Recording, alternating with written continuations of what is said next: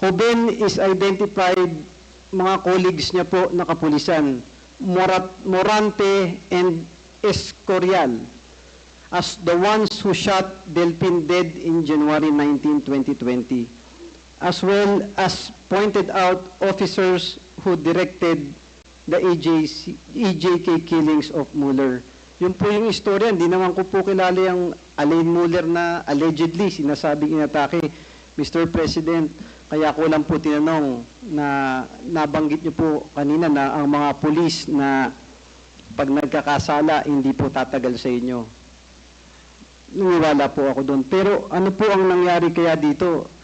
Sa Quad Committee, personal po sa akin to na para kong kapatid yung pinatay. Nakita po ni Bill yung mga pulis na nakasibilyan sa labas ng Prime Village na barangay na Belitasan, La Paz, Iloilo City kung saan po siya nakatira. Hindi niya rin po alam na may pinanggalingang krimen po yung mga pulis na yun at hindi niya alam na pulis yun. Mr. President, that's my appeal na siguro po doon sa hangarin ninyo na tapusin yung droga sa mabilis na panahon, wala pong masama doon. Ang nasa isip ko lamang po, baka yung ibang kapulisan natin na nag-abuso po, na ginamit na rin yung salita. Hindi po ako naniniwalang alam nyo na iuutos nyo patayin yung inosenteng kaibigan ko. Ang takot agam-agam ko lang po sa akin, na baka in some words or narrative or hyperbole na nasabi niyo po, baka yung ibang pulis na hindi lahat mabubuti. Ako po ang unang-unang magsasabi, karamihan ng pulis, tinataya ang buhay. Marami po akong kaibigan doon sa amin, sa distrito ko. Pero meron pong ilan na mga abuso. Isa pong biktima, si Del Britannico, na sana po mabigyan ng hustisya. Mr. President, lumapit po yung pamilya Britannico. Anak po siya ng dating congressman ng party list. Si Bud Britannico po, Salvador Britannico, yung matalik kong kaibigan, kapatid niya po ito, kung nababalitaan po. Mr. President, pumunta po sila sa Malacanang. Hindi ko po alam ang nangyari dahil wala naman po ako doon, pero yun naman po yung gusto kong i-point out na baka sa pagmamadali natin, Mr. President, may mga nagpang-abuso po na ginamit yung war on drugs na naabuso, na kinikim po yung buhay ng matalik kong kaibigan na si Del Britannico. Kung sa Quad Committee po o kung sino po nakakaalam, it is high time na sana, Mr. President, kasama po ng inyong ibang team na matulungan po na mabigyan ng hustisya na lang. Hindi na po mababalik yung buhay. Na pasensya na po, naglabas lang ako ng kaunting personal na ano ko po. Ayoko na pong yun lang po yung kaisa-isa kong tanong na baka may mga nang-aabuso, Mr. President. Hindi, sa kahuli-huli po, just want to manifest, Your Honor, the end really does not justify the means. Yung intention natin ng kabutihan, lahat tayo nasa pamahalaan. At the end, gusto nating maayos yung bansa natin, yung lungsod natin. Pero talagang may ilan-ilan na hayop, alang ang bituka, na yung inosente, pagkatapos silang gumawa ng krimen, allegedly, dinamay pa yung simpleng bata na.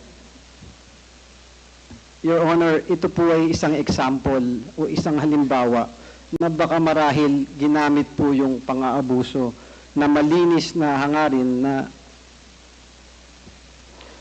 yun lamang po, Your Honor, sana po magkaroon tayo ng mga batas o maayos na mga bagay para hindi na po maulit yung mga pangyayari na EJK o mga pamamatay ng inosente mula sa kapulisan.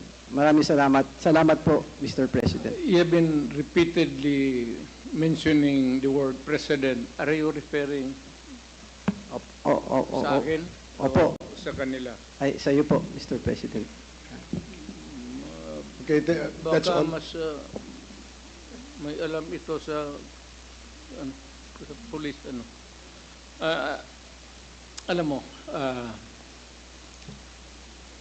mabuti ang sinabi mo in front of the it's recorded. Ayaw kong I would not want to mag-suggest. Pero we will just allow the chair and the members of the committee to extract the names of the persons and order the investigation. It could be the NBI or the police. Depende sa sitwasyon kung ano ang doon. Pero a wrong is a wrong. Ako marami akong kasalanan. Hindi ako nagmamakalinis dito. But a wrong is always a wrong and it cannot be right. Lalo na kung inosente. Wala akong problema sa napatay na baril ganon. Pagka sa trabaho ng police tapos alam ko na droga, kriminal.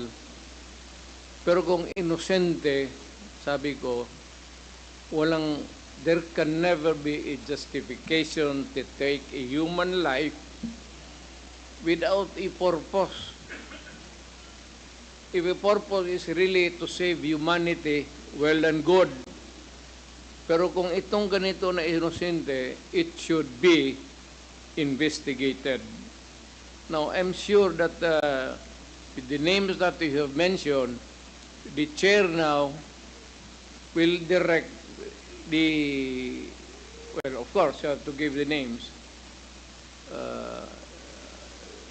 the proper agency, suggest ko, the NBI, to investigate and to give them a timeline. Para hindi matagal. 1 month. Para magtrabaho. Hindi naman kailangan magtaunan yan eh. Salamat po, Mr. President. Congressman Junicio, your manifestation is actually noted and part of the records of the proceedings today. So we will definitely recommend some action with the information that you shared to the committee. Thank you, Mr. Chair, and I'll have to provide all the information, pati po yung pamilya na gusto pong magpakita po sa inyo. Okay, kung sige. makakatulong Salamat po. Salamat, Mr. Chair. Salamat po, Mr. President. So the next to interpellate is Congressman Bong Teves. You have 10 minutes.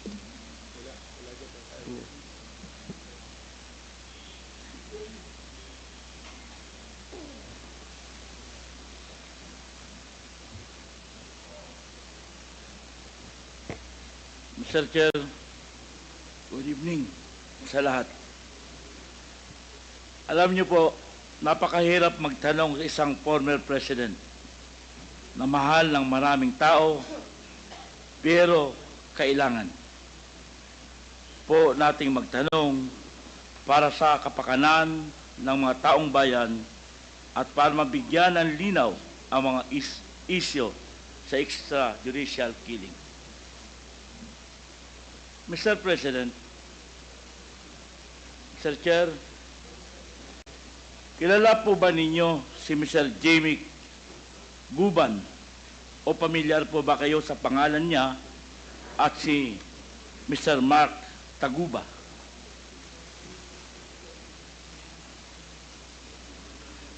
It does not ring a bell.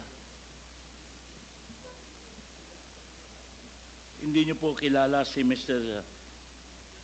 Jimmy Cuban at si Mr. Taguba. Kasi po, according to Mr. Jimmy Cuban at Mr. Mark Taguba, sangkot po si Davao Congressman Honorable Pulong Duterte at si Attorney Mans Carpio na inyong manugang at si Mr. Michael Yang na inyong Presidential Economic Advisor sa nahuling 1 billion worth of shabu sa magnetic lifters sa Port of Manila at sa smuggling ng mga metal cylinders na may lamang